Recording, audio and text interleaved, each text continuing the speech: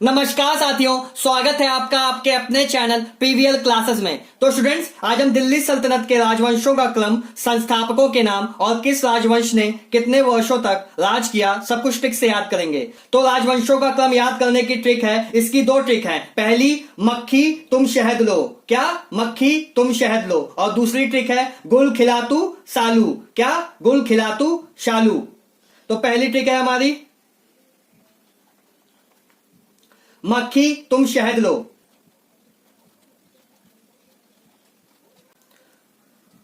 दूसरी ट्रिक है हमारी, सेकंड ट्रिक है गुल खिलातू सालू।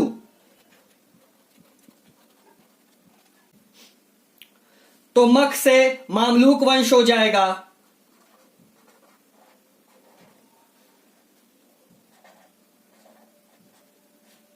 गुल से गुलाम वंश हो जाएगा,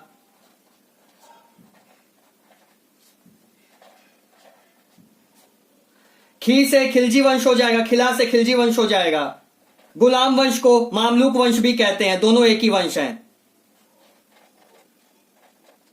तू से या तुम से तुगलक वंश हो जाएगा। शहद से या सा से सैयद वंश हो जाएगा। लो से या लू से लोधी वंश हो जाएगा।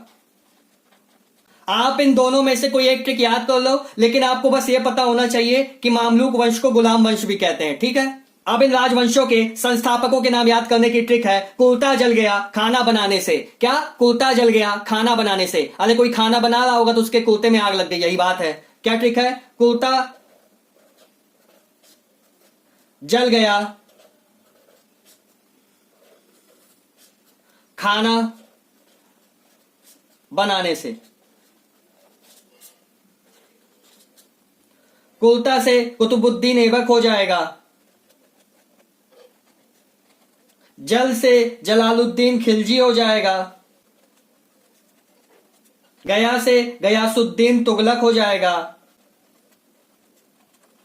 खाना से खिज्र खां हो जाएगा। बनाने से बहलोल लोदी हो जाएगा। से कुछ नहीं होगा।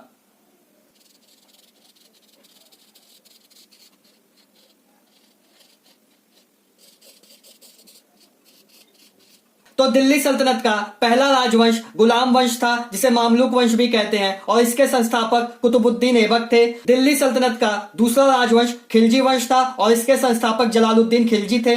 दिल्ली सल्तनत का तीसरा राजवंश तुगलक वंश था और इसके संस्थापक गयासुद्दीन तुगलक थे। दिल्ली सल्तनत का चौथा राजवंश सैयद वंश था और इसके संस्थापक खिज्र खां थे। दिल्ली सल्तनत का पांचवा और आखिरी राजवंश लोधी वंश था और इसके संस्थापक बहलोल लोधी थे। अब हम देखते हैं कि किस राजवंश ने सबसे ज्यादा समय तक, सबसे ज्यादा साल तक राज किया। उसको याद करने की ट्रिक है, तू गुलों से खेल। क्या? तू गुलों से खेल। तू गुलों से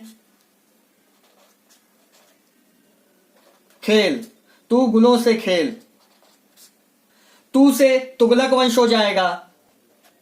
तुगलक वंश हो जाएगा। ये 1320 ईस्वी से 1414 ईस्वी तक इन्होंने दिल्ली सल्तनत पे राज किया। 1414 है ये, और ये कितने साल हो जाएंगे? 94 ईयर्स। कितना? 94 ईयर्स तक इन्होंने दिल्ली सल्तनत पे राज किया। उसके बाद गु से गुलाम वंश हो जाएगा।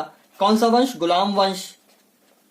ये कब से कब तक था? 1206 से लेकर के 1290 ईस्वी तक गुलाम वंश ने दिल्ली सल्तनत पे राज किया। कितने साल होते हैं? 84 साल, 84 ईयर्स।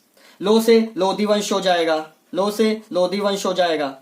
इन्होंने 1451 ईस्वी से 1526 ईस्वी तक दिल्ली सल्तनत पे राज किया। ये कितने साल होंगे? यहां से यहां तक 75 ईयर्स होंगे, 75 ईयर्स। से सैयद वंश हो जाएगा। से सैयद वंश हो जाएगा।